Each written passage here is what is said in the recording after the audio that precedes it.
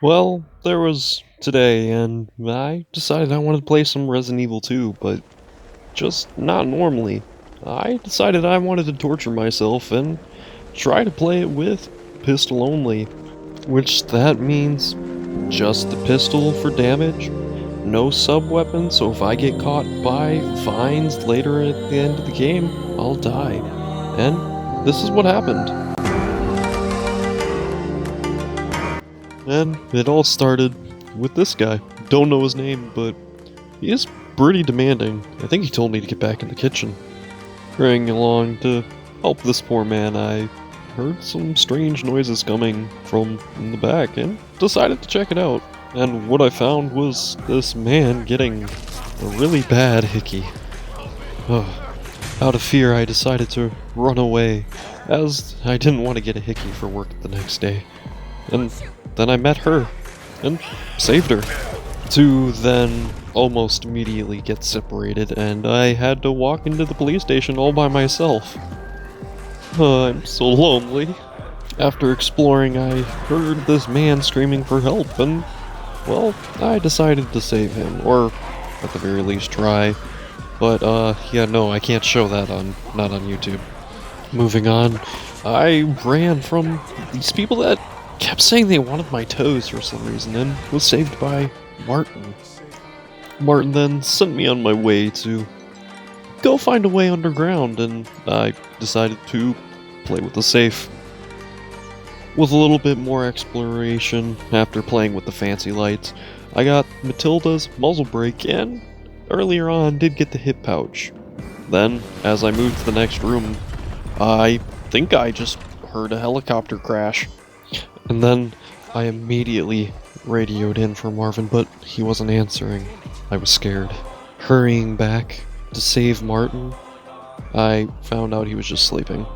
After that realization, I decided to, well, continue the mission and find the 3 medallions that would open up the underground. And then once I came back to him, he denied all help and told me to go save myself. What a hero. But I honestly think he just didn't want to fight Birkin with me, since after you get into the underground, almost immediately you get into the Birkin fight. Isn't he wonderful looking? After not too long fight, it was probably about 3 minutes, I actually came out with about 135 rounds. And then pushing through that, I then met this reporter that kind of had a bit of an attitude, and the tyrant came and kind of fixed my problem. After witnessing that, I then decided to go grab myself a little upgrade for my pistol. Treat myself a little bit, you know, gotta love yourself. I also decided it was a good time to check up on Marvin, who, sadly, is not human anymore. You'll always be remembered. I then met the tyrant, who can just pick up helicopters casually. I think I'm screwed. Then after getting thrown like a rag doll, I had to move around some shelves, which was arguably one of the most infuriating parts. After that endeavor, I then made my way to the clock tower and immediately thought, you know what, I hate towers. Let's mess some shit up. After destroying the bell tower, I think Mr. X didn't appreciate it, and on low health, this was genuinely a terrifying moment. I then made my way back to the reporter and learned about something called the G-Virus and a underground lab. After learning about this information, I had to get out of the parking lot and kind of had a tough time getting bullied in here. As I made a break for it, Mr. X choked me and looked me in the eyes. And I thought I was done for, when then suddenly a van came out of nowhere and crushed him. It was Ada Wong. She brought me to go through Kendo's gun shop, and Kendo was more than willing to let us pass through. Eventually he let us through, and we went to the sewers where we got attacked by an alligator that I had to run from. As I made my escape sliding down, I put one bullet into the gas tank to make a little bit of an explosion. And then after that, it was time for Ada, which, surprisingly, I went through the whole thing without shooting a bullet. And there's really not much to talk about, so we'll just move past it. Oh wait, actually, I did forget about the part where Annette tried to burn me alive. Wait, did I just say burn me alive? I meant cook myself alive, or you know what I meant. But moving on. After escaping her little plan, she then decided to knock me off with a crate or a crane. You know, same thing. Not really, but either way, I fell a distance and kinda got hurt. As we get control of Leon again, it's time for my least favorite part, which is the sewers. After going through the sewers and getting thrown up on several times, and not being able to dodge anything, because I'm great at this game, it was then time to do a puzzle. And a puzzle with chess pieces as the plug-in.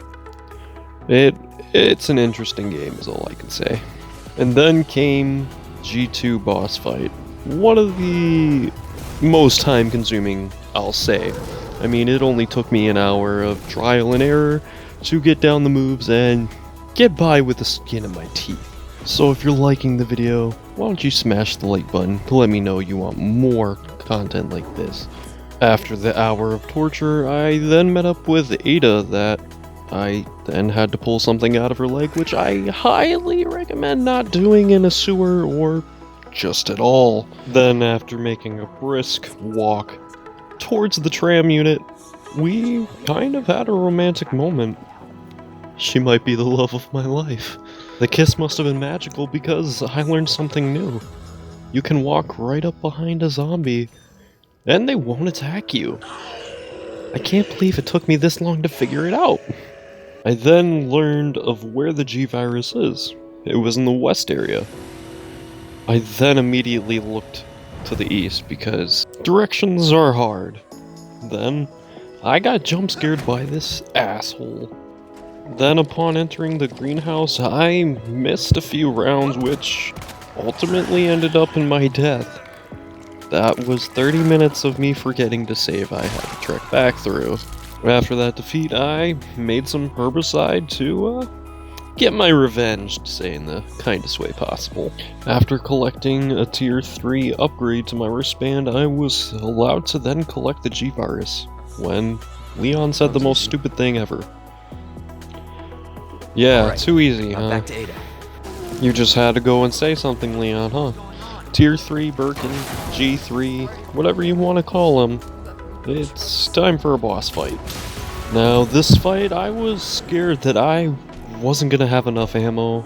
I had 282 rounds by the time it was getting close to the end game, but I kept dodging his hits and getting good 2 shots until I eventually withered him down and I beat him. And I still had over 300 bullets.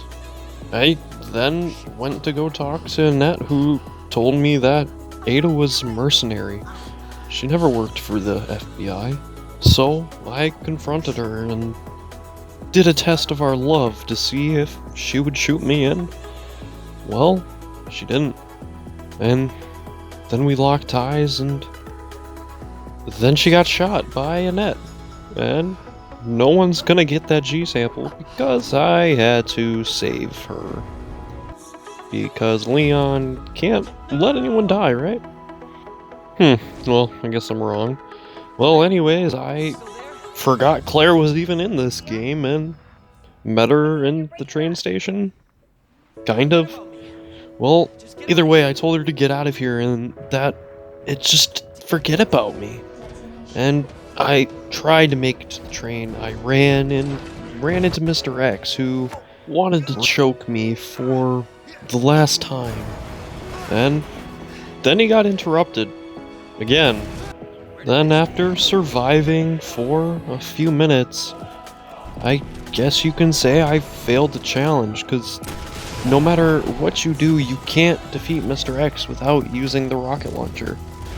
But if you don't count that, I did get past Resident Evil 2 with just using the pistol. I ran past the last horde of zombies and made it onto the train and watched as everything behind me exploded. And that's it. If you liked the video, I would appreciate it if you hit that like button so other people can see my content, and consider subscribing if you want more content just like this. Anyways, I'm gonna head out. Have a good one.